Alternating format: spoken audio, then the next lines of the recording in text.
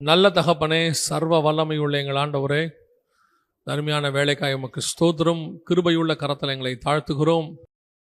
தேவனாகிய கர்த்தர் இந்த காலை வேளையிலே நாங்கள் கூடி வரும்படி எங்களுக்கு ஒரு கிருபை தந்து இருக்கிறீர். இதோ இவ்வளோ பேர் ஒருமனப்பட்டு உடைய சமூகத்தில் வந்திருக்கிறோம்ப்பா. எங்கள் மத்தியில் கர்த்தர் நீர் பேசுவீராக, வார்த்தைகளை அனுப்புவீராக.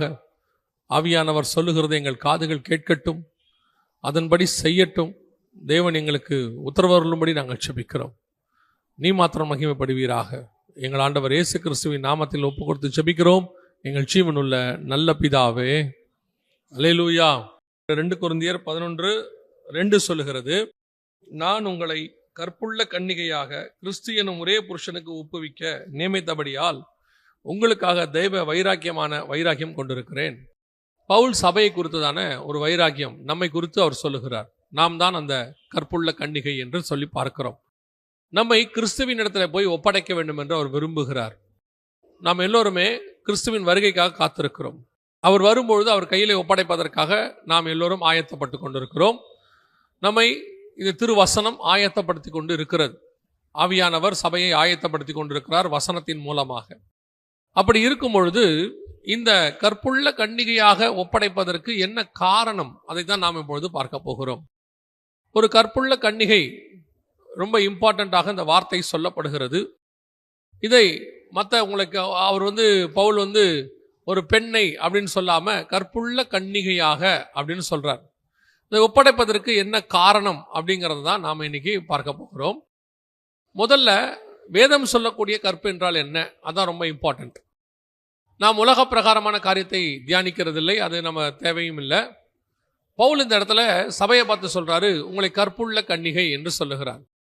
கற்புள்ள கன்னிகை என்றால் ஒரே புருஷனுக்கு நியமிக்கப்பட்டிருக்கிற, அது கீழே அவர் சொல்றார். அது கற்பூரம் வாசிக்கும் போது, உங்களை கற்புள்ள கன்னிகையாக கிறிஸ்து எனும் ஒரே புருஷனுக்கு அப்படின்ற வார்த்தை தான் கற்புள்ள அப்படிங்கிற வார்த்தைக்கான அர்த்தம்.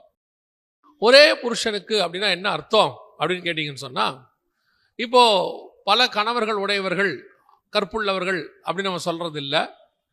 ஒரே புருஷனுக்கு நியமிக்கப்பட்டது அப்படின்னு இங்க இருக்கு சொல்லப்படுகிறது. இதை பவுல் ஸ்பிரிச்சுவலாக எப்படி சொல்றாரு, அதான் ரொம்ப இம்பார்ட்டன்ட். இதை எப்படி அவர் ஆவிக்குரிய விதத்தில் சொல்றாரு அப்படின்னா, இப்போ வசனத்திலிருந்தே நாம் பார்க்க போகிறோம். அதற்கு அடுத்த வசனத்திலேயே அவர் சொல்றாரு, 3வது வசனத்துல, ஆகிலும் சர்ப்பமானது தன்னுடைய தந்திரத்தினாலே ஏவாளை வஞ்சித்தது போல உங்கள் மனதும் கிறிஸ்துவை பற்றிய உண்மை நின்று விலகும்படி கெடுக்கப்படுமோ என்று நான் பயந்திருக்கிறேன் அப்படிங்கிறார். அதோட அர்த்தம் என்னன்னா, சர்ப்பம் ஏவாளை வஞ்சித்தது அப்படின்னு சொல்லி பார்க்கிறார். அதே போல உங்கள் மனதும் கிறிஸ்துவை பற்றிய உண்மை நின்று. அப்போ கற்பு என்பது எதை அடிப்படையை கொண்டதுன்னா, உபதேசத்தை அடிப்படையை கொண்டது. உபதேசத்துக்கு இன்னொரு வார்த்தையை வேதம் யூஸ் பண்ணுது. என்ன வார்த்தை யூஸ் பண்ணுதுன்னா, 1 யோவான் 3:9 வசனத்துல ஆண்டவர் ஒரு மிக முக்கியமான வார்த்தை யூஸ் பண்றாரு. வாசிக்கிறேன். தேவனால் பிறந்த எவனும் பாவம் செய்யான், ஏனில் அவருடைய வித்து நமக்குள் தரித்திருக்கிறது, அவன் தேவனால் பிறந்தபடியால் பாவம் செய்ய மாட்டான். இப்போ பவுல் சொல்றாரு, நான் உங்களை பெருமளவும் நான் கர்ப்ப வேதனைப்படுகிறேன் அப்படின்னு சொல்றார்.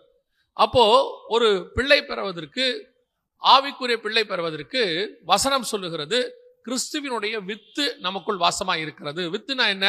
இப்போ ஆண்டவர் படைக்கும் போது, அந்த மரத்தெல்லாம் படைக்கும் போது தங்கள் விதைகளை உடையதான ஜீவ விருட்சத்தை உண்டாக்கினார்.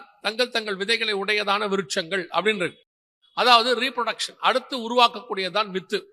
அப்போ கிறிஸ்துவினுடைய வித்து நமக்குள் வாசமாய் இருக்கிறது, சபைக்குள்ள வாசமாய் இருக்கிறது. அதுதான் கிறிஸ்துவினுடையதான வார்த்தை, அவருடையதான ஜீவன் நமக்குள் இருக்கிறது. அந்த ஜீவன் நமக்குள் இருந்து இன்னொரு உயிரை பெற்றெடுக்க வைக்கிறது. அதுதான் கிறிஸ்துவனுடைய வித்து நமக்குள் வாசமாய் இருக்கிறது சொல்லி பார்க்கிறோம். அப்படி இருக்கும் பொழுது கற்புள்ள கன்னிகை அப்படின்னா என்ன அர்த்தம்? இந்த வசனம் சொல்லுது, ஒரே புருஷனுக்கு. அப்போ ஏவாளுக்குள்ள இன்னொரு உபதேசம் உள்ளே வந்துச்சு, சர்ப்பமானது வஞ்சித்தது போல அப்படின்னு சொல்லி. இப்போ ஆதாம் வழியாக ஒரு உபதேசம் ஏவாளுக்கு கொடுக்கப்படுகிறது, அது கர்த்தருடைய வித்து. அதே நேரத்தில் சர்ப்பம் ஒரு உபதேசத்தை கொடுக்கிறது, அது சர்ப்பத்தின் வித்து. அது எதை குறிக்கிறது? நீங்கள் அந்த வித்தை ஏற்றுக்கொள்ளும் பொழுது அது எதற்கான அடையாளமாக இருக்கிறது என்றால், ஒரே புருஷனாகிய கிறிஸ்துவை விட்டு சாபமான இன்னொரு உபதேசத்துக்குள் போவதற்கு அடையாளமாக இருக்கிறது. இப்ப அந்த உபதேசம் உங்களுக்குள்ள வந்த உடனே அது என்ன செய்தா, அந்த வார்த்தை, சர்ப்பத்தின் வார்த்தை என்ன செய்தா, அது ஒரு பிள்ளையை பெற்றெடுக்குதாம். அதே 1 யோவானின் புஸ்தகம் 3ஆம் அதிகாரத்துல 12வது வசனம் வாசிங்க பாப்போம். பொல்லாங்கனால் உண்டாயிருந்து தன் சகோதரனை கொலை செய்த காயினை போல இருக்க வேண்டாம். அப்படின்னா என்ன அர்த்தம்? காயின் எப்படி உண்டானா அப்படின்னு சொல்லுது. ஆனால் ஆதியாகமத்தின் புஸ்தகம் 4ஆம் அதிகாரம் 1வது வசனத்தை வாசிங்க பார்ப்போம். ஆதாம் தன் மனைவியாகிய ஏவாளை அறிந்தான். வசனத்தின்படி காயின் பிறப்பதற்கு ஆதாம் ஏவாள் தான் காரணம், மாற்று கருத்து இல்லை. ஆனா 1 யோவான் 3ஆம் அதிகாரம் 12ஆம் வசனம் சொல்லுது பொல்லாங்கனால் உண்டாயிருந்து அப்படின்னு இருக்கு. அப்படின்னா என்ன அர்த்தம்?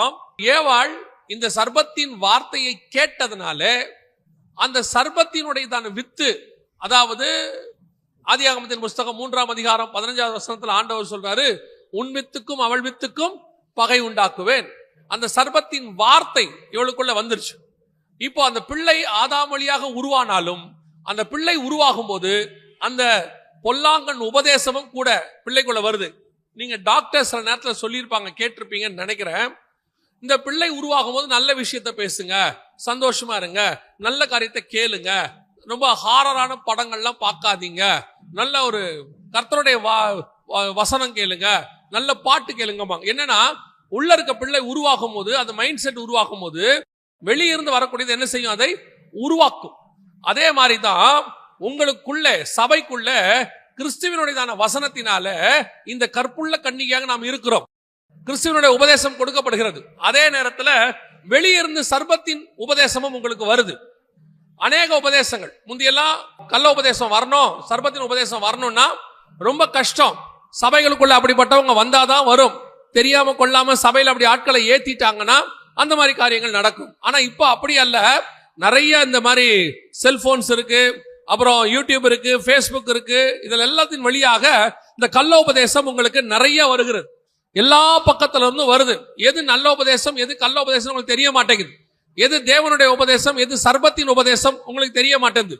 அதனுடைய விளைவாக என்ன ஆகுதுன்னு பாத்தீங்கன்னா, இந்த சர்ப்பத்தின் உபதேசம், உலகத்தின் உபதேசம் உங்களுக்குள்ள நிறைய வந்து பிறக்கிறது பொல்லாங்கனா இருக்கிறது. நான் சொல்லுவேன், இன்னைக்கு ரட்சிக்கப்படுகிற எல்லோருமே, நல்லா கவனிங்க, ரட்சிக்கப்படுகிற எல்லோருமே கிறிஸ்துவுக்குள்ள பிறக்கும் பொழுது யார் சுவிசேஷம் சொல்றாங்கன்றத பேஸ் பண்ணி தான் இருக்குது.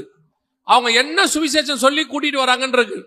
நிறைய பேர் எப்படி சுவிசேஷம் சொல்லி கூட்டு வராங்க அப்படின்னு சொன்னா, இயேசு உங்களை ஆசீர்வதிக்கிறார், இயேசு உங்களுக்கு சொங்க கொடுக்கிறார், இதெல்லாம் உண்மை, மாற்றுக்கத்தே இல்லை. ஆனால் சுவிசேஷத்தினுடைய வேர் என்ன அப்படின்னு கேட்டீங்கன்னா, இயேசு தேவனுடைய குமாரன் என்று அவங்க விசுவாசிக்கணும். அதுதான் சுவிசேஷத்தினுடைய வேர், அதான் பேஸ். இன்னைக்கு அவங்க இயேசுவை வெறும் ஆசீர்வாத கடவுளா மாத்துறதுனால வர்றாங்க, அப்புறம் போயிடுறாங்க. நிறைய பேர் பின்மாற்றம் அடைகிறாங்க. அப்ப சரியான சுவிசேஷம் கொடுக்கப்படல. சில இடங்கள்ல கூப்பிட்டு இயேசுவை பத்தி சொல்லும் போது அவங்க தப்பான சுவிசேஷத்தை சொல்றதுனால சர்ப்பத்தின் உபதேசம் வருது, அவங்களும் பிறக்கிறாங்க. எனக்கு இப்போ அந்த ஐயா இல்ல, அவர் நல்ல வயதானவர், இப்ப இல்ல, அவர் கிறிஸ்துவுக்குள்ள மரிச்சிட்டாரு. ஒரு காலகட்டம் வரைக்கும் அவருக்கு சுவிசேஷம் சொல்லி கூட்டு போனவங்க இயேசு வந்து தேவன் கிடையாது, யெகோவா மட்டும்தான் தேவன், இயேசு தெய்வம் இல்லைன்னு சொல்லி அவர் மனுஷன்னு சொல்லிட்டாங்க. அப்படியே அவர் ரொம்ப காலம் வளர்ந்துட்டார். இதுதான் அவர் சரின்னு நினைச்சுக்கிட்டு அவர் ரொம்ப வளர்ந்துட்டார். ஆனா அவர் வந்து இந்த செய்தியெல்லாம் கேட்கிறவர், நம்முடைய செய்தியெல்லாம் கேட்கிறவர். அவருக்கு மற்ற செய்தியெல்லாம் பிடிக்கும், இந்த இயேசு தேவனுங்கிறது மட்டும் அவருக்கு ஒரு உடன்பாடு இருக்காது. அதனால அவர் என்ன பண்ணுவாருன்னா, ஒரு முறை என்னை பார்க்க வந்துட்டு, உங்களுக்கு எல்லாத்தையும் நான் பார்க்குறேன், எல்லாம் நல்லா இருக்கு, ஆனால் அந்த ஒரு விஷயம்தான் அப்படின்ட்டு அதை பற்றி பேச ஆரம்பிச்சார். அப்போ வசனத்திலேருந்து இயேசு தேவன் என்பதற்கு எல்லாத்தையும் எடுத்து கொடுத்த உடனே அவரு, இது நாள் வரைக்கும் என்னை வந்து தப்பா நடத்திட்டாங்க அப்படின்னு சொல்லிட்டு சத்தியத்துக்கு ஒரே நாள்ல திரும்பினார். அப்பத்தான் அவருக்கு மெய்யான ரட்சிப்பு வருது. நல்லா புரிஞ்சு கொள்ளுங்க, இது வரைக்கும் அவர் என்ன ஆகல, ரட்சிக்கப்படலை. ஆனா அவர் புறஜாதி மார்க்கத்திலிருந்து கிறிஸ்துவுக்குள்ள வந்ததாக நினைச்சுக்கிட்டாரு. வந்து ரொம்ப நாள், கிட்டத்தட்ட பல வருஷங்கள் அங்க இருந்தார். ஆனால் இப்ப அவருக்குள்ள இருந்தது பொல்லாங்கானின் உபதேசம், சர்ப்பத்தின் உபதேசம். இயேசு தெய்வம் இல்லை என்று சொல்லுகிற எல்லாருமே அந்தி கிறிஸ்து என்று வேதம் சொல்லுகிறது. இயேசுவை தேவனுடைய குமாரன் என்று விசுவாசியாதவன் தான் அந்தி கிறிஸ்துன்னு இருக்கு. அப்படி சொல்லும் போது அந்த மாதிரி பொல்லாங்கின் உபதேசத்தினால் அவர்கள் பிறக்கிறார்கள். அப்படிப்பட்டவங்களும் சர்ச்சுக்குள்ள இருப்பாங்க, அப்படிப்பட்ட ஆட்கள் இங்கே இருப்பாங்க. நான் சொல்றது ஒரு உதாரணம். இந்த மாதிரி நிறைய உபதேசங்கள் இருக்கு. இதெல்லாம் வந்து சபைக்குள்ள வந்துடுது. அப்படி வரும்போது இதுவும் கற்புள்ள கன்னிகா இருக்க வாய்ப்பு இல்லை, வேற உபதேசம் உள்ள வந்துடுது. அப்ப கிறிஸ்து சரியா அவருக்குள் உருவாகும் அளவும், மறுபடி கிறிஸ்து உங்களுக்குள் உருவாகும் அளவும் நான் கர்ப்ப வேதனைப்படுகிறேன் அப்படின்னு பவுல் சொல்றார் கலாத்தியருக்கு எழுதும்போது. அப்ப நாம கிறிஸ்துவுக்குள்ளாக மறுபடி பிறக்கணும், உருவாகணும். கிறிஸ்து நமக்குள்ள உருவாகி அவர் பிறக்கணும். அப்படின்னா என்ன அர்த்தம் அப்படின்னா, சரியான உபதேசத்துக்குள் நீங்கள் வர வேண்டும், சரியான காரியம். அதோடு கூட மற்ற உபதேசங்கள் கலக்காதபடி நீங்கள் பார்த்துக் கொள்ள வேண்டும். சொல்லுவாங்க, நிறைய விஷயங்கள் சொல்லுவாங்க, அப்படி கலக்காம பாத்துக்கிறீங்க பாத்தீங்களா, அதற்கு பேர் தான் கற்புள்ள கன்னிகைன்னு பேர். யார் என்ன சொன்னாலும் சரி, இதுதான் உபதேசம். இந்த உபதேசத்தை தவிர வேறொரு உபதேசம் இல்லை. பவுல் சொல்றாரு, நாங்கள் உங்களுக்கு சொல்லிய இந்த உபதேசத்தை அல்லாமல் வேறொரு உபதேசத்தை தூதனே சொன்னாலும் என்ன செய்யாதிருங்கள், ஏற்றுக்கொள்ளாதிருங்கள். ஏன்? இதான் பர்ஃபெக்ட் டாக்டரின். இந்த டாக்டரினை தாண்டி வேறொரு டாக்டரினை யாரோ நூதனமா சொல்றாங்க, புதுசா சொல்றாங்கன்னா நீங்க அக்செப்ட் பண்ணக்கூடாது. அக்செப்ட் பண்ணாம இருக்கீங்கல்ல, அதற்கு பேர் தான் கற்புள்ள கன்னிகை அப்படின்னு அர்த்தம். கற்பு என்பது ஒரு பக்கம், கன்னிகை என்பது இன்னொன்னு. எதுக்கு சொல்ல வராம இப்ப கன்னிகை குறித்து தான் பார்க்க போறோம். இந்த கற்புங்கிறத புரிஞ்சுக்கிறதுக்காக சொல்றேன். கற்புங்கிறது கல்யாணம் ஆனவங்களுக்கு இருக்குது, கன்னிகைனா கல்யாணம் ஆகாதவங்க அர்த்தம். ஆனா பவுல் சொல்றாரு, கற்புள்ள கன்னிகைனா உங்களை கற்புள்ள கல்யாணமாகாத ஒரு கல்யாணம் பண்ணி வைக்க போற ஒரு பிள்ளையா ஒப்படைக்கிற அப்படின்றார். ஆனால் கற்பு என்பது கல்யாணம் ஆனவங்களுக்கு இருக்கு. கல்யாணம் ஆனவங்களோ அதுக்கப்புறம் கணவனோ மனைவியோ இன்னொரு காரியத்தை நீங்கள் உபதேசத்தை ஏற்றுக்கொள்ளும் பொழுது அல்லது இன்னொரு தவறான காரியத்தை செய்யும் பொழுது கற்பு போய்விடுகிறது. அப்போ கல்யாணம் ஆனவங்களுக்கெல்லாம் கற்பு போயிடுச்சாலும் இல்ல, கல்யாணம் ஆனவங்களை பார்த்துதான் கற்பு கரசின்னு சொல்லுவாங்க. அவரோட அர்த்தம் என்ன? நீங்கள் இயேசுவை ஏற்றுக்கொண்ட பிறகும் எந்த உபதேசமும் உங்களை தாக்காம பாத்துக்கணும், எந்த ஒரு தவறான உபதேசமும் உள்ள வராம பாத்துக்கணும். நான் இயேசுவை எதுக்கிட்டு 10 வருஷம் ஆச்சு ஸ்ட்ராங்கா இருக்கிறேன்ட்டு 10 வருஷம் கழிச்சு கள்ளோபதேசத்துல விழுந்தீங்கன்னா அதுவும் கற்பு போனதுக்கு அடையாளம் தான். நான் பார்த்திருக்கிறேன், சில ஊழியக்காரர்களுக்கு படிச்சிருக்கிறேன், 20-30 வருஷம் ஊழியம் பண்ணிட்டு கடைசியா பாத்தீங்கன்னா உபதேசத்துல விழுந்துருவாங்க. கடைசியா பாத்தீங்கன்னா அவங்க வேற வித உபதேசத்துக்கு போயிடுறாங்க. கேட்டா சொல்றாங்க, இத்தனை வருஷம் பார்த்தோம், ஆனா இந்த உபதேசம் இதான் கரெக்டா எங்களுக்கு படுதுன்னு சொல்லி பைபிளுக்கு புறம்பா போயிடுவாங்க. ஏன் இப்படி போறாங்கன்னா, சர்மம் அவர்களை வஞ்சிக்கிறது. கற்பு என்பது உபதேசத்தினால் நீங்கள் சோர போகாமல் இருப்பது. எப்ப வரைக்கும்? ஆதியிலிருந்து இயேசு வர்ற வரைக்கும். அதனாலதான் அவர் கையில் ஒப்படைக்கும் வரை உங்களை ஒரே புருஷனுக்கு நியமித்த கன்னிகையாக அப்படின்றார். இது கற்பை பத்தி மட்டும். கன்னிகைனா என்ன? இந்த கற்போட இருக்கிற ஒரு கன்னிகை தான் வேணும். கன்னிகைனா திருமணம் ஆகாத, குழந்தை பிறக்காத ஒரு பெண் அப்படின்னு அர்த்தம். இந்த கன்னிகையாக உங்களை ஒப்படைக்கணும் அப்படின்னு பவுல் எதிர்பார்க்கிறார். அதற்கு காரணம் என்ன? சபை ஏன் கற்புள்ள கன்னிகையாக இருக்கணும் அப்படின்னு கேட்டீங்கன்னா, அதற்கு ஆண்டவர் சில காரணங்களை வைத்திருக்கிறார். இப்ப நீங்க ஏவாளை பத்தி வாசிச்சீங்க இல்லையா? பிறக்கும் பொழுது பாருங்க, நல்லா கவனிச்சு பாருங்க. அவங்க ஆதாமுடைய உபதேசத்தையும் வாங்கிக்கிட்டாங்க, அதாவது தேவனுடைய உபதேசத்தை வாங்கிக்கிட்டாங்க. ஜீவ விருட்சத்தை சாப்பிடலாம், எல்லா விருட்சத்தையும் சாப்பிடலாம், நன்மை தீமை அறியத்தக்க விருட்சத்தை என்ன செய்யக்கூடாது, சாப்பிடக்கூடாது அப்படிங்கிறத உபதேசத்தை வாங்கிட்டாங்க. எல்லாம் இப்போ ஓகே போயிட்டே இருக்கு. திடீர்னு அந்த அம்மா கல்யாணம் ஆனவங்க, அதாவது ஆதாமுக்கு ஆண்டவர் கொடுத்துட்டாரு. அதுக்கப்புறம் ஒரு உபதேசம் வருது. இப்ப அவங்க அந்த பிள்ளையை பெற்றெடுக்கும் பொழுது அது பொல்லாங்கானாய் பிறக்கிறது நாம் வாசித்தோம். இப்ப கர்த்தர் என்ன விரும்புறாரு? சபை பொல்லாங்கானை பெற்றெடுக்க கூடாது, ஒரு கற்புள்ள கன்னிகையாக அது என்ன பெற்றெடுக்கணும்? வாசிங்க, லூக்கா எழுதின சுவிசேஷம் 1ஆம் அதிகாரம் 35வது வசனம் வாசிங்க. தேவதூதன் அவளுக்கு பிரதியுத்தரமாக, பரிசுத்த ஆவி உன்மேல் வரும், உன்னதமானவருடைய பலன் உன்மேல் நிழலிடும், ஆதலால் உன்னிடத்தில் பிறக்கும் பரிசுத்தம் உள்ளது, அது பொல்லாங்கானால் உண்டாயிருந்ததானது. இங்கே பரிசுத்த ஆவியினால் உண்டானது. அது பிசாசினுடைய மகன், இது தேவனுடைய குமாரன். அப்போ கற்புள்ள கன்னிகையாக இப்ப அந்த அம்மா சொல்றாங்க, நான் புருஷனை அறியேனே, இதுவரைக்கும் எனக்கு புருஷனை அறியேனே. ஏன் உங்களையும் என்னையும் ஒரு கன்னிகையாக கர்த்தர் வச்சிருக்கிறாரு அப்படின்னா, அதோட அர்த்தம் என்னன்னா, நீங்களும் நானும் பரிசுத்தம் உள்ளதை பெற்றெடுக்கும்படி கர்த்தர் உங்களை என்னையும் வச்சிருக்கிறார். நான் சொல்றது மாம்ச பிரகாரமான பிள்ளை அல்ல. மாம்ச பிரகாரமாய் பிறக்கிற பிள்ளை பரிசுத்தமா இருக்குதா அப்படின்னு கேட்டீங்கன்னா, பிள்ளை பெற்றினாலே ஸ்திரீயானவள் ரட்சிக்கப்படுவாள்னு இருக்கு. இப்ப யோசிச்சு பாருங்களேன். உங்களுக்கு நான் சொல்றது சபையினுடைய சட்டத்திட்டத்தை சொல்றேன். ஒரு ஊழியக்காரங்களோ அல்லது சொந்தக்காரங்களோ பார்த்து நல்ல ஒரு கிறிஸ்தவ பையனா, ஆவிக்குரிய பையனா திருமணம் பண்ணி வைக்கிறாங்க. நல்ல ஒரு ஆவிக்குரிய கிறிஸ்தவ பிள்ளையா திருமணம் பண்ணி வைக்கிறாங்க. அந்த திருமணத்துக்கு எல்லா பரிசுத்தவான்களும் உங்களை வாழ்த்துறாங்க. இப்போ அதுக்கு பேரே பரிசுத்த விவாகம், அப்படிதானே சொல்றோம், பரிசுத்த விவாகம். ஆனா பிறக்கிற பிள்ளை பரிசுத்தமா பிறகுதா பாவத்துல பிறகுதா? எப்படி? ஏன் பாவத்துல பிறகுது? பார்த்து வைக்கிறது பரிசுத்தவான்கள் தான் பார்த்து வைக்கிறாங்க. பிறக்கிற பிள்ளையும் பரிசுத்தமா தான் பிறக்கணும், நியாயமா எல்லா பரிசுத்தவானும் ஜெபம் பண்ணி இருக்கிறாங்க. இந்த பிள்ளையும் ரட்சிக்கப்பட்டவர், பையனும் ரட்சிக்கப்பட்டவங்க. அப்படி இருக்கும் பொழுது பிறக்கிற பிள்ளை மட்டும் எப்படி பாவத்துல பிறக்குது? நான் கேட்கறது புரியுதா? அப்ப என்ன அர்த்தம்?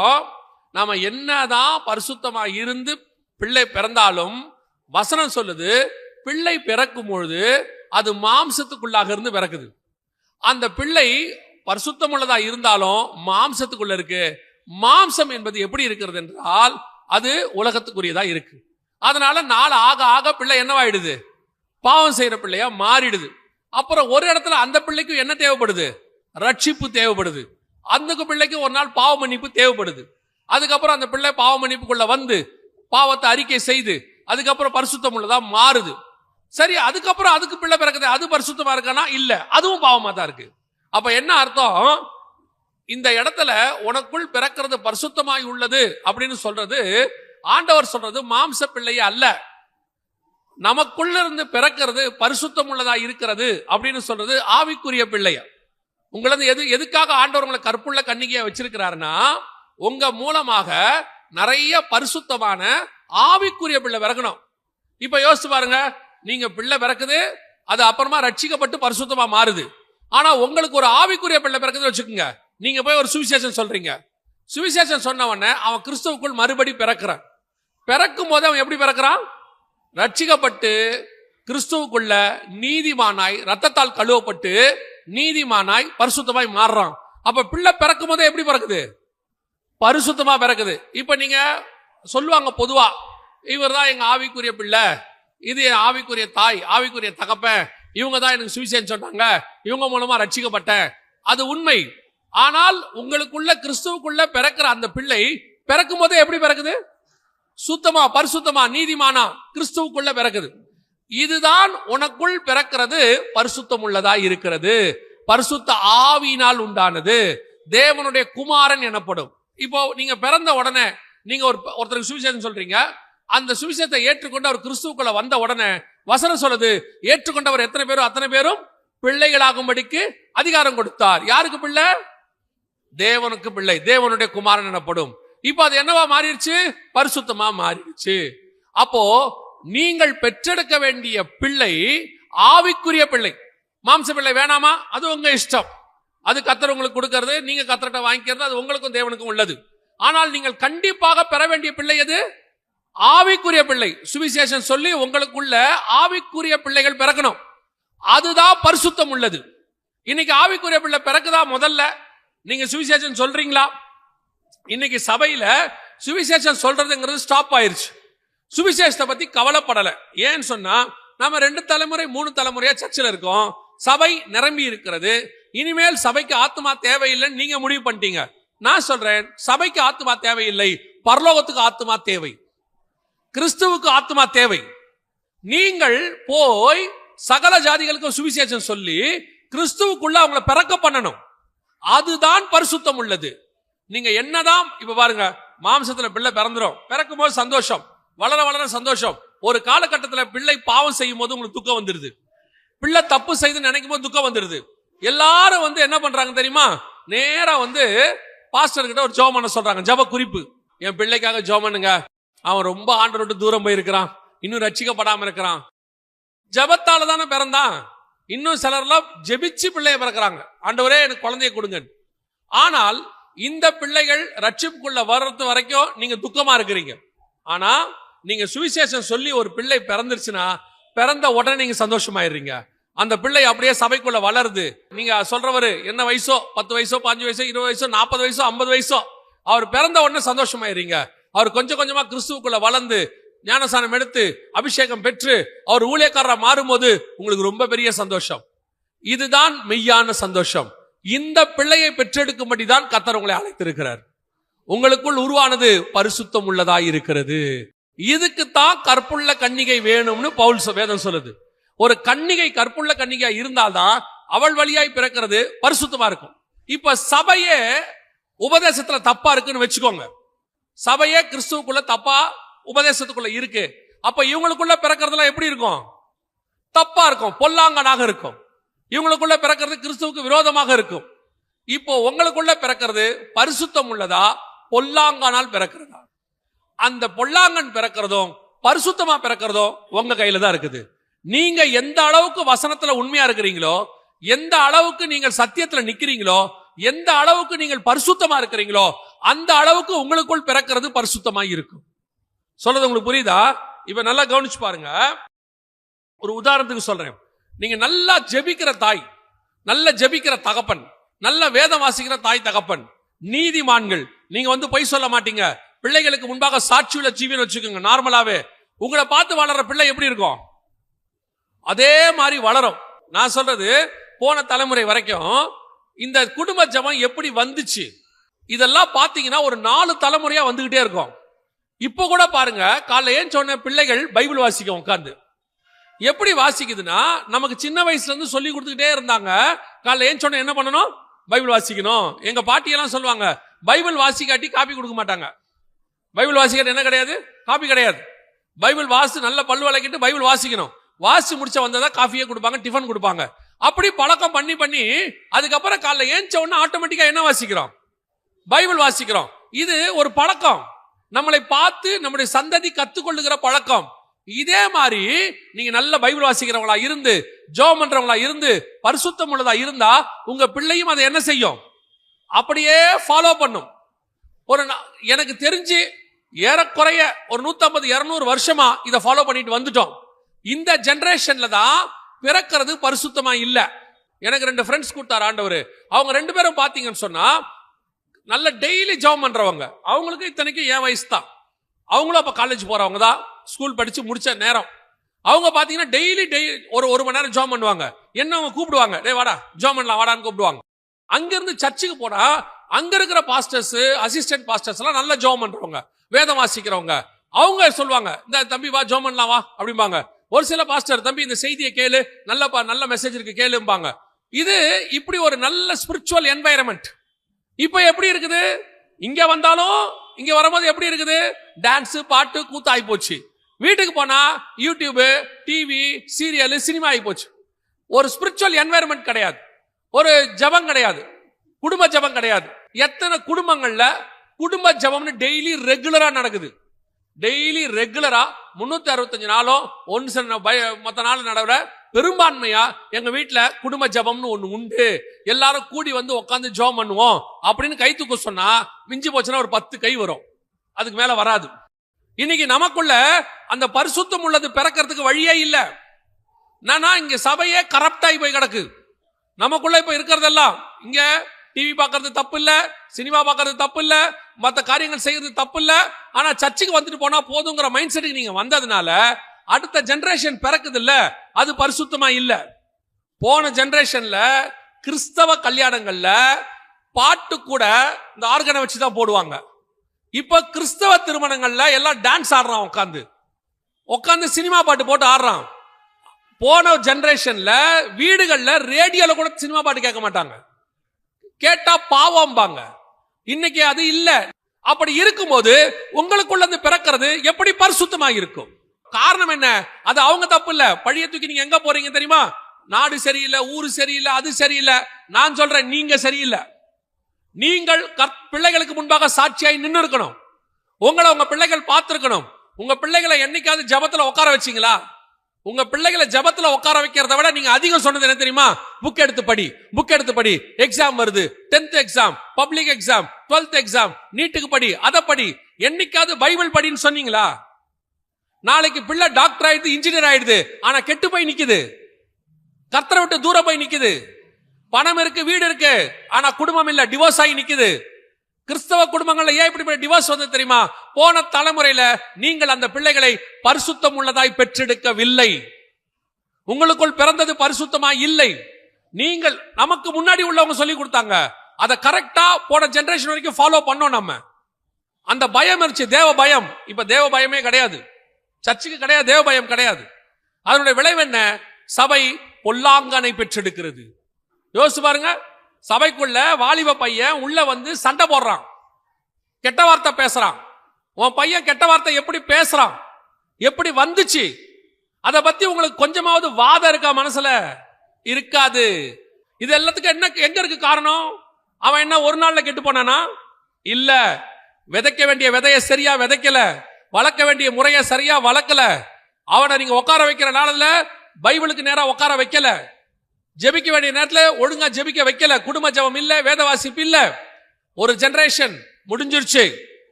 இப்பவும் சொல்றேன், கர்த்தர் சபையை ஒரு கன்னிகையாக, பரிசுத்தம் உள்ளதை பெற்றெடுக்கிற கன்னிகையாக எதிர்பார்க்கிறார்.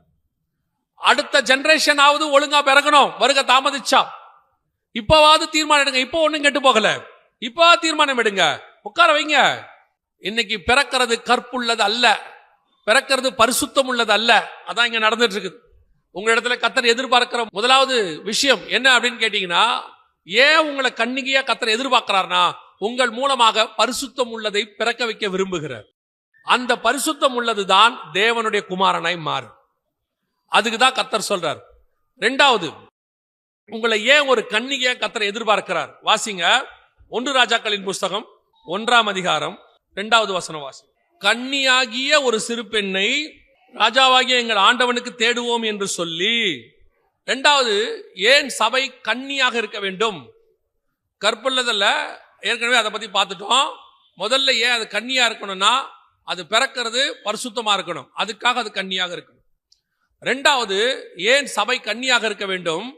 அனல் உண்டாக்கும்படிக்கு அப்படின்னு வசனம் சொல்லுது. கவனிச்சுக்கொள்ளுங்க. இந்த சம்பவம், ராஜா கோமா ஸ்டேஜில் இருக்காரு. எந்த ராஜா? தாவீது ராஜா. தாவீது யாரு? இஸ்ரவேலினுடைய ராஜ்யபாரம். அவர் தான் இஸ்ரவேல சக்சஸ்ஃபுல் கிங். ஒரு நாள் கரடியை ஜெயிச்சவர், ஒரு நாள் சிங்கத்தை ஜெயிச்சவர், ஒரு நாள் கோலியாத்தை ஜெயிச்சவர், எல்லாம் உண்மை. ஆனா இன்னைக்கு ராஜா அனல் இல்லாமல் படுத்து கிடக்கிறார். ராஜாவுடைய பழைய ஹிஸ்டரி நல்ல ஹிஸ்டரி, அவரை பத்தி தான காரியத்தை படிச்சா சக்சஸ்ஃபுல் கிங். ஆனால் இன்னைக்கு ராஜாவுடைய நிலைமை என்ன? இதே மாதிரி தான், கோச்சிக்காதிய, நான் சொல்றது உண்மை. இதே மாதிரி தான் சபை பெருமையும் டினாமினேஷன் பெருமையும் 150 வருஷம், 200 வருஷம், 300 வருஷம் நாம் எல்லோரும் ஒரு காலகட்டத்தில் இந்தியாவில மிகப்பெரிய சாதனைகளை செய்தவர்கள் தான். இந்தியாவில் இருக்கக்கூடியதான அது கல்வியாக இருக்கட்டும், அல்லது மெடிசனாக இருக்கட்டும், அல்லது ஸ்பிரிச்சுவாலிட்டியாக இருக்கட்டும், எல்லாத்துக்கும் நாம தான் ஒரு காலத்துல அஸ்திவாரம். அதுல மாற்றுக்கிறதே இல்ல. ஆனா இன்னைக்கு திருச்சபையின் நிலைமை என்ன? அவர் அந்த காலத்துல ராஜா, இப்ப அனல் இல்லாம படுத்து கிடக்கிறாரு. எழுப்புறதுக்கு வழி கிடையாது. எத்தனை போர்வை போட்டு மூடினாலும் எழுந்திருக்கலையாமா. அதோட அர்த்தம் என்ன? அவரை அனலே உண்டாக்க முடியல. சபையினுடைய வேலை என்ன? நீங்க வந்துட்டு போகும்போது உங்களுக்குள்ள ஏதாவது ஒரு ஆவிக்குரிய மாற்றம் வந்திருக்கணும். அதுக்கு தான் சர்ச். இப்போ ஒரு பிள்ளைய ஸ்கூலுக்கு அனுப்புறீங்க, அனுப்பிட்டு அவன் போயிட்டு வந்தோடனே முந்தியெல்லாம் கேட்பாங்க, ஸ்கூலுக்கு போயிட்டு வந்தோடனே டீச்சர் இன்னைக்கு என்னப்பா சொல்லி கொடுத்தாங்க அப்படின்னு கேட்பாங்க. உடனே அவங்க சொல்லுவாங்க, இன்னைக்கு இதெல்லாம் எடுத்தாங்க அப்படின்னு சொல்லுவாங்க. ஒரு எல்கேஜி போயிட்டு வரும்போது, யூகேஜி போயிட்டு வரும்போது, ஃபர்ஸ்ட் ஸ்டாண்டர்ட் போயிட்டு வரும்போது எனக்கு ரைம் சொல்லி கொடுத்தாங்க, எனக்கு திருக்குறள் சொல்லி கொடுத்தாங்க. Right, okay. +2 போயிட்டு வரான், 15 வருஷம் கிட்டத்தட்ட. +2 வரும்போது ஒரு 13-14 வருஷம் ஆயிடுது படிப்பு. +2 போயிட்டு வீட்டுக்கு வரான். இன்னைக்கு என்னப்பா சொல்லி கொடுத்தாங்க? எனக்கு ரிங்கா ரிங்கா ரோஸை சொல்லி கொடுத்தாங்க, பாபா பிளாக் ஷீப் சொல்லி கொடுத்தாங்க. டேய் 12 வருஷமா இதே தான் படிக்கிறியாடா? இல்ல எனக்கு அதுவே போதும், நல்லபடியா போயிட்டு இருக்கு, நான் பாபா பிளாக் ஷீப் எழுதுனா தப்பே இல்லாம எழுதுவேன், 10 மார்க் கிடைக்கும். டேய் உனக்கு வயசு 18டா, 14 வருஷமா போறடா, நீ அடுத்து இன்ஜினியர் ஆகணும், டாக்டர் ஆகணும், அதெல்லாம் வேண்டாம். அதுதான் இன்னைக்கு இருக்கிற திருச்சபையினுடைய நிலைமை. நமக்கு நல்ல பாரம்பரியம் இருக்கு, நல்ல அஸ்திவாரம் இருக்கு, நம்மளை உருவாக்கின விதம் நல்ல உருவாக்கு. இன்னைக்கு சபையினுடைய நிலைமை என்ன? அனலும் இல்ல, ஒண்ணும் இல்லை. இன்னைக்கு சபை யோசிச்சு பாருங்க, ஒரு 150 வருஷமா 100 வருஷமா இருக்கிற ஒரு ஆர்கனைசேஷன் இந்தியாவையே பிடிச்சிருக்கு. 100 வருஷம் இப்பதான் கொண்டாடுது. அந்த ஆர்கனைசேஷன் இந்தியாவில உச்சத்துல இருந்து கடைசி வரைக்கும் பிடிச்சி கையில வச்சிருக்கு. ஒரு 50 வருஷம் நடத்துற வியாபாரம் இந்தியாவுடைய பொருளாதாரத்தை தன் கையில வச்சிருக்கு. நீங்கள் நானும் இந்தியாவை கையில வைக்க வேண்டாம். என்ன வளர்ச்சி ஸ்பிரிச்சுவாலிட்டியில என்ன இருக்கு? ஒரு அனலும் இல்லை இன்னைக்கு. இப்ப ஆண்டவருக்கு தேவை என்ன தெரியுமா? இந்த அனலை உண்டாக்கக்கூடிய ஒரு சிறு கன்னிகை, ஒரு சின்ன கன்னிகை வேணும், ஒரு சின்ன பெண் வேணும். அந்த பெண் எப்படி இருக்கணும்? கன்னிகையாக இருக்கணும். அவளை கொண்டுதான் அனலை கொண்டு வர முடியும். ஏங்க கன்னிகை இல்லாத பெண்ணை கொண்டு வர முடியாதா? முடியாது. ராஜாவுக்கு ஏற்கனவே நிறைய மனைவி இருக்கு. பத்சேபாள் இருக்கு, மீகால் இருக்கு, அபிகாயில் இருக்கு, நிறைய பேர் இருக்காங்க. ஆனா இவங்களால ராஜாவுக்கு அனல் உண்டாக்க முடியாது. ராஜாவுக்கு அனல் உண்டாக்குற இன்னும் ஒரு சிறு பெண் தேவைப்படுகிறது. அந்த சிறு பெண் நீங்களும் நானுமாகத்தான் இருக்கணும்.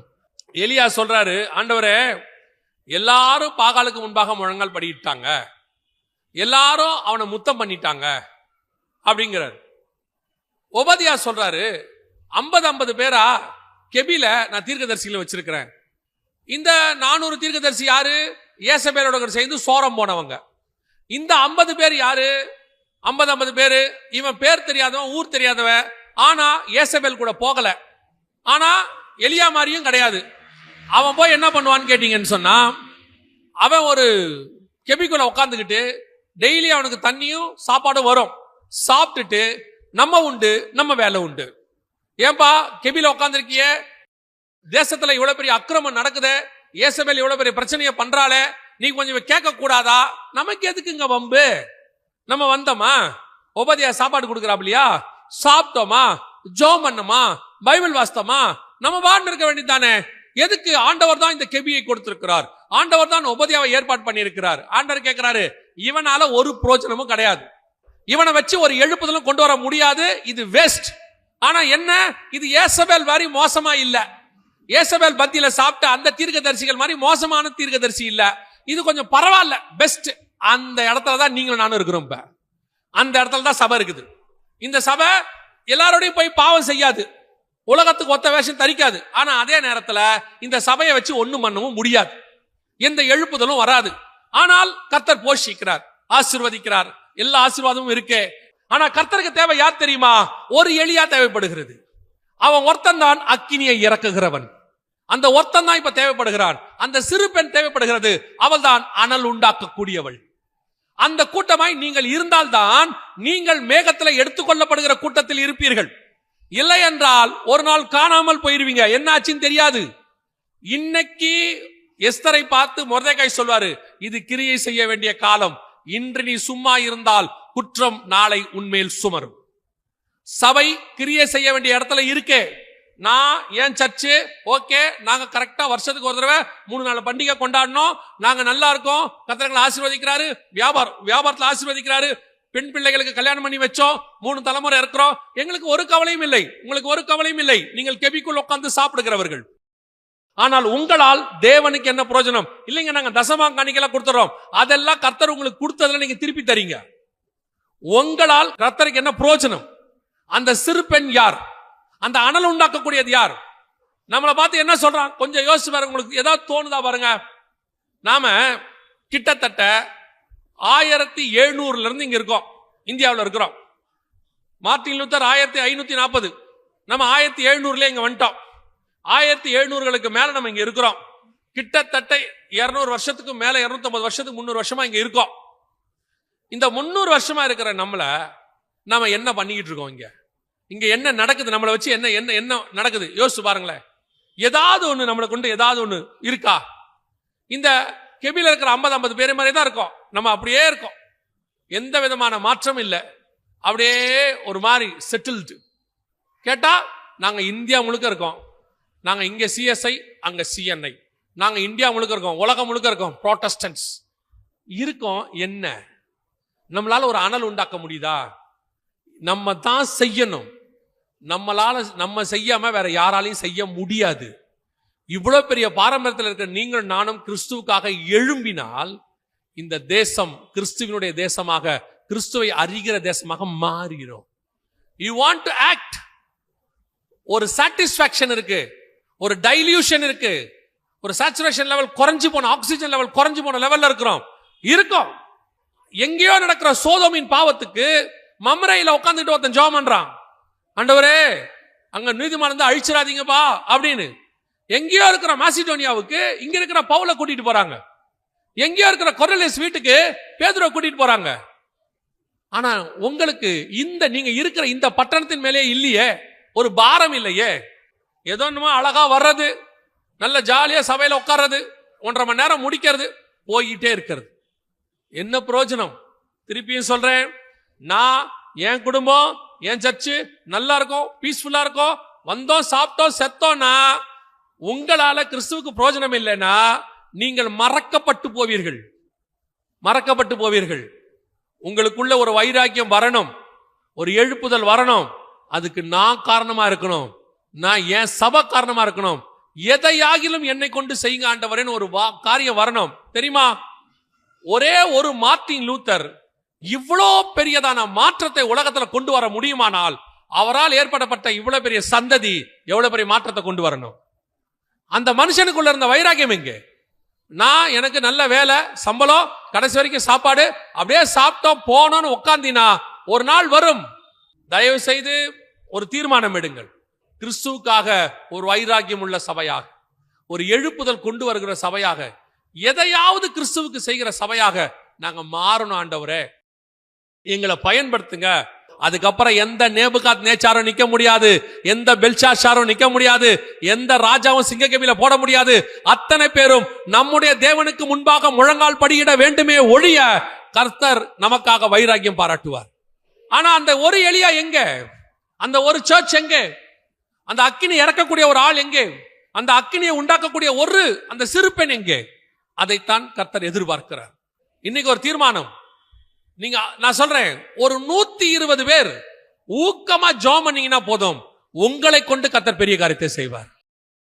உங்களுக்குள்ள அப்படி ஒரு எழுப்புதல் மாற்றம் உங்க சபைக்குள்ள வந்துருச்சுன்னா போதும், உங்களை கொண்டு கர்த்தர் இந்தியா முழுக்க மாற்றத்தை கொண்டு வர வல்லமை உள்ளவராக இருக்கிறார். அல்லேலூயா.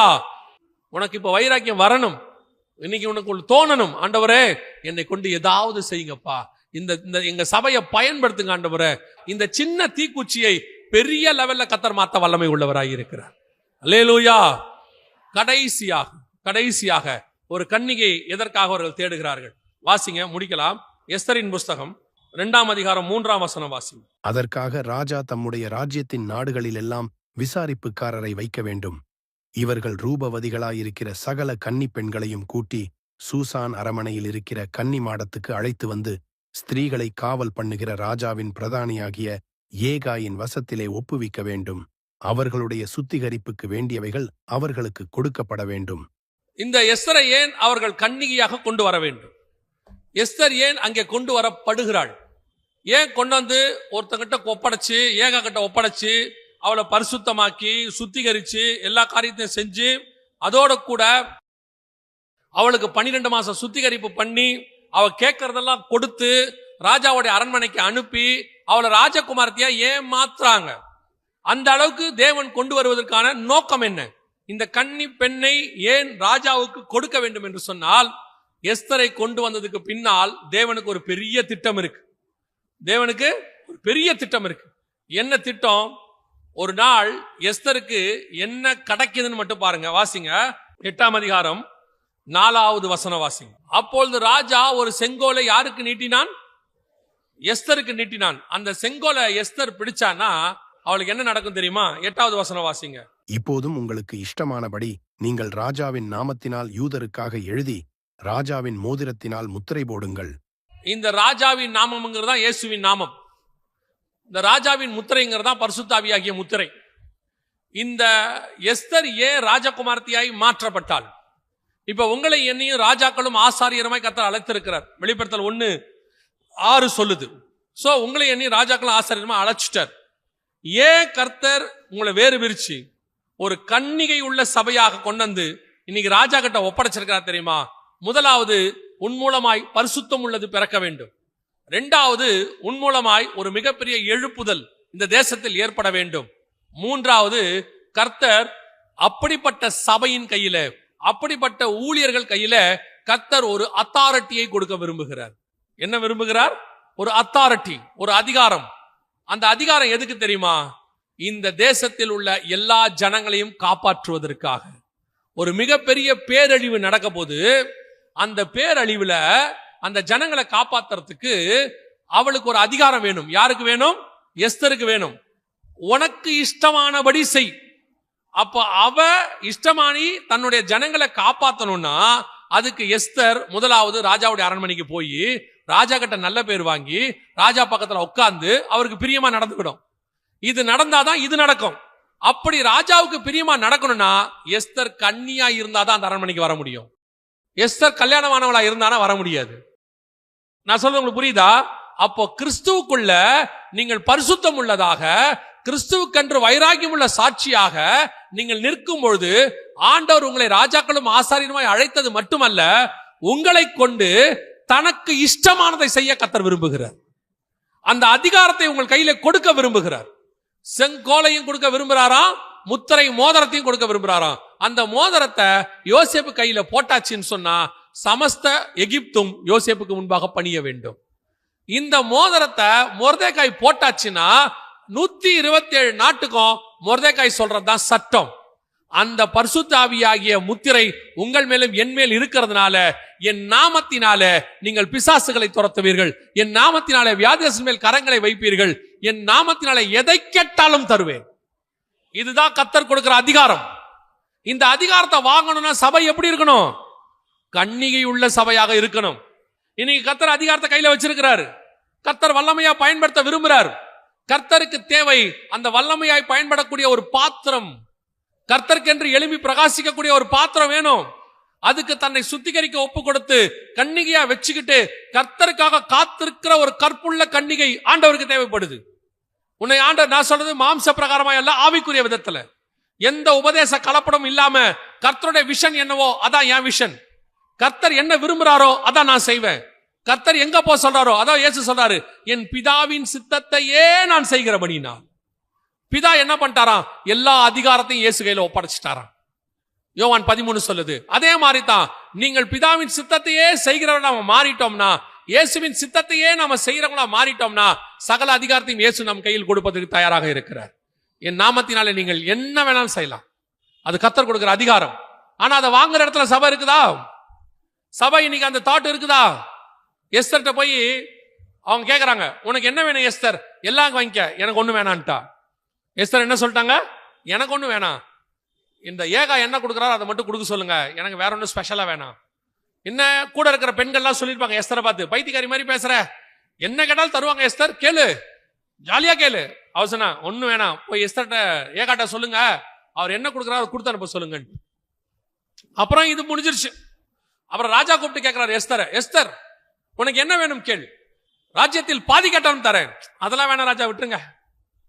என்னடா அது, ராஜ்யத்துல பாதி கேட்டாலும் வேணான்றாலே, அதுவும் முடிஞ்சிருச்சு. அடுத்த தடவை ஒரு தடவை எஸ்தரை பார்க்கும்போது ராஜா சொல்றாரு, செங்கோல் நீட்டி, உனக்கு என்ன வேணும் எஸ்தர்? அதே வசனத்துல அங்க இருக்கு, ராஜாவின் சமூகத்துல கேட்கிறாரு, உனக்கு என்ன வேணும் எஸ்தர்?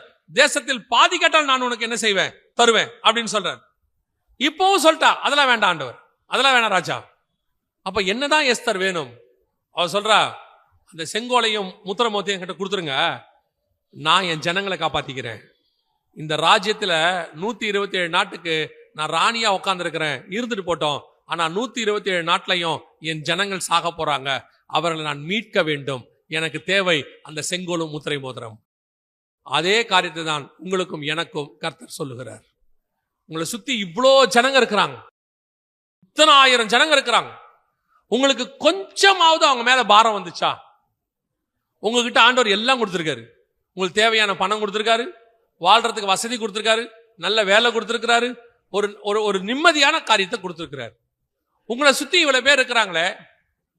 ஆனா நான் நினைக்கிறேன், இந்த கொரோனா நேரத்துல இருந்து, கொரோனாவுக்கு முன்னாடி கூட கொஞ்சம் உங்ககிட்ட ஈரம் இருந்துச்சு. என்ன ஈரம் இருந்துச்சுன்னா, ஏதாவது ஒன்று பேப்பர்ல யாராவது செத்ததை பார்த்தா கூட உச்சி கொட்டுவோம். நம்ம இப்படிலாம் ஆகுது, ரொம்ப மோசமா போச்சுங்க அப்படின்போம். இந்த கொரோனாவில் பல்கா ஜனங்க செத்ததை பார்த்ததுல உங்களுக்கு மரணத்தின் மேலேயே என்ன இல்ல, இப்போ ஒரு பரிதாபமே இல்ல. எவ்வளவு படிக்கிறீங்க பேப்பர்ல, பூகம்பத்துல 10,000 பேர் காணோம். இப்போ ஸ்ரீலங்கால மிகப்பெரிய வெள்ளம், அவ்வளவு பேரை காணோம். உங்களை கொஞ்சமா அசைச்சுச்சா? அது உங்க இருதயத்தை ஷேக் பண்ணுச்சா? பண்ணல. உண்மையை சொல்றேன், ஒன்னும் பண்ணல. அந்த ஈரம் போயிடுச்சு. நம்ம கடைசி காலத்துல அன்பு தணிந்து போகும் இருக்குல்ல, அந்த அன்பு தணிந்து போகிற இடத்துக்கு வந்துட்டோம். யோசிச்சு பாருங்க, முந்தியெல்லாம் அப்பா அம்மா செத்து போனா ஊர்ல இருந்தா கூட பறந்து வருவான், வந்து இங்க வர வரைக்கும் அந்த பாடியை வச்சிருப்பாங்க, அழுதுகிட்டே வருவான். இப்ப அவனே தான் சொல்றான், நீங்க வீடியோ காலில் காட்டிடுங்க, அவ்வளவு தூரம் வந்துட்டு போறதுக்கு முடியாது, ரொம்ப லேட் ஆகும். ஒருத்தன் சொல்றான், வந்துட்டு போனா 2 லட்சம் ரூபாய் டிக்கெட் ஆகும், அதனால என்ன பண்ணுங்க, வீடியோ காலில் ஆன்லைன்ல போட்டுருங்க பாத்துறேன்றான். இவ்வளவுதான் இன்னைக்கு. இதான் இன்னைக்கு உலகம். இவ்வளவுதான் அன்பு. கதை முடிஞ்சு. அதே மாதிரி நீங்கள் நானும் இருந்தால் ராஜகுமார்த்தியை மாற முடியாது. கர்த்தருக்கு தேவை பரிதவிக்கிற ஒரு இருதயம், இந்த ஜனங்களை குறித்த ஒரு பாரம், குறைஞ்சபட்சம் உங்க பட்டணத்தை பத்தின பாரம். ஏதாவது இந்த ஜனங்களுக்கு செய்ய முடியுமா? நீங்க மட்டும் வாழ்ந்து சந்தோஷமா பரலோகத்துக்கு போகணும்னு நினைக்காதீங்க. திருப்பியும் சொல்றேன், எஸ்தருக்கு மொர்தெகாய் சொன்னதை நான் திருப்பி உங்களுக்கு வாசிக்கிறேன், வாசிட்டு நான் முடிக்கிறேன். 4ஆம் அதிகாரம் 13-14 வாசிங்க. மொர்தெகாய் எஸ்தருக்கு திரும்பச் சொல்லச் சொன்னது, நீ ராஜாவின் அரமனையில் இருக்கிறதினால் மற்ற யூதர் தப்பக்கூடாதிருக்க நீ தப்புவாய் என்று உன் மனதிலே நினைவு கொள்ளாதே. நீ இந்த காலத்திலே மௌனமாயிருந்தால் யூதருக்குச் சகாயமும் ரட்சிப்பும் வேறொரு இடத்திலிருந்து எழும்பும். அப்பொழுது நீயும் உன் தகப்பன் குடும்பத்தாரும் அழிவீர்கள்.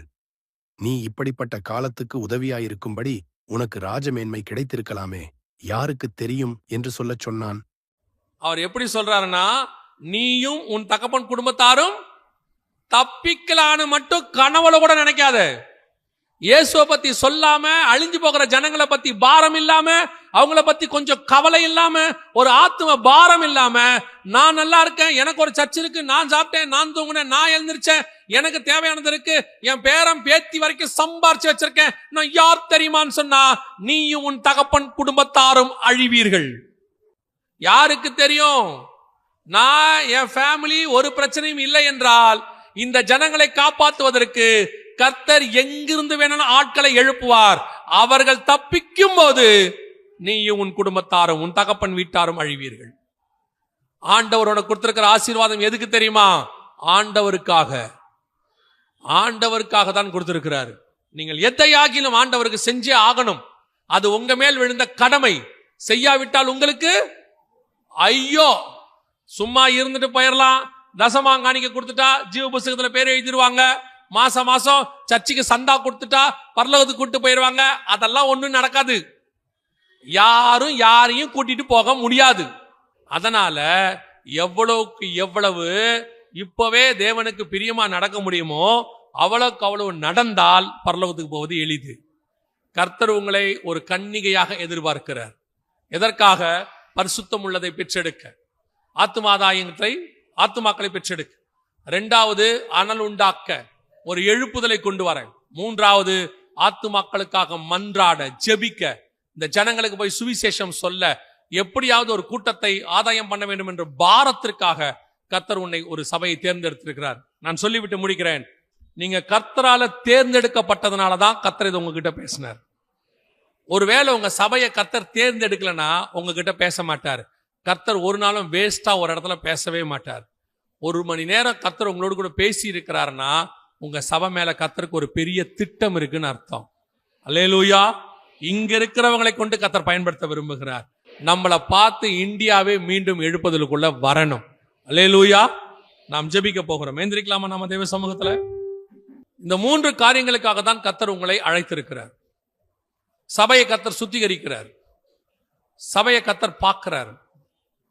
1, உங்கள் மூலமாக பரிசுத்தம் உள்ளதை பெற்றெடுக்க. 2, உங்கள் மூலமாக ஒரு பெரிய அனலை உண்டாக்க. 3, உங்கள் மூலமாக அழிகிற ஆத்துமாக்களை பாதுகாக்க. உங்களை ஒப்பு கொடுத்தீங்கன்னா, இந்த கனமான காரியத்துக்கு ஒப்பு கொடுத்தீங்கன்னா, கடைசி காலத்துல கர்த்தர் எடுத்து பயன்படுத்துகிற கூர்மையும் உள்ள எந்திரம் நீங்க தான். புதிதும் கூர்மையான எந்திரம் நீங்க தான். நம்மளை பார்த்து ஏளனமா பேசுறவங்க எல்லாருக்கும் முன்னாடி நீ எழும்பணும். அங்க அனல் இல்ல, ஆவி இல்லைன்னு சொல்றவனுக்கு முன்னாடி நீ எழும்பணும். நீ பாரம்பரியம் எதுக்கும் உதவ மாட்டேன்னு சொல்றவனுக்கு முன்னாடி நீ எழும்பணும். இந்த சபை அதெல்லாம் படுத்துருச்சு, இனிமேட்டு அதுல எந்த காரியமும் வராதுன்னு சொல்றவனுக்கு முன்னாடி, இல்ல நான் இன்னும் அதே ஆவியோட இருக்க அக்கினியோட இருக்கிறேன்னு சொல்லி நீ எழும்பணும். உன்னை கர்த்தர் எழுப்ப விரும்புகிறார், பயன்படுத்த விரும்புகிறார். ஒப்பு கொடுப்போமா? நான் கர்த்தருக்கு என்ன கொடுக்கிறேன், சபையை விட்டுருங்க, நான் என்ன கொடுக்கிறேன். என்னை ஏதாவது ஆண்டவர் செய்யட்டும், என்னை எடுத்து பயன்படுத்தட்டும், என்ன ஒரு குச்சி, சிறு குச்சி மாதிரி பயன்படுத்தட்டும், ஒரு சின்ன கூழாங்கல்ல பயன்படுத்தட்டும், நான் என்ன அதுக்கு தருகிறேன். எதுக்காவது கர்த்தர் என்னை பயன்படுத்தட்டும், நான் என்னை கமிட் பண்றேன் அப்படிங்கிறவங்க மட்டும் உங்க கரங்களை ஆண்டவருக்கு நேராக உயர்த்தி உண்மையா இருதயத்தின் ஆழத்திலிருந்து பாரத்தோட, சும்மா எல்லா கூட்டத்தையும் தூக்குற மாதிரி தூக்காதீங்க. கரங்களை வேணா நான் பார்க்கலாம், இருதயத்தை கர்த்தர் பார்க்கிறார்.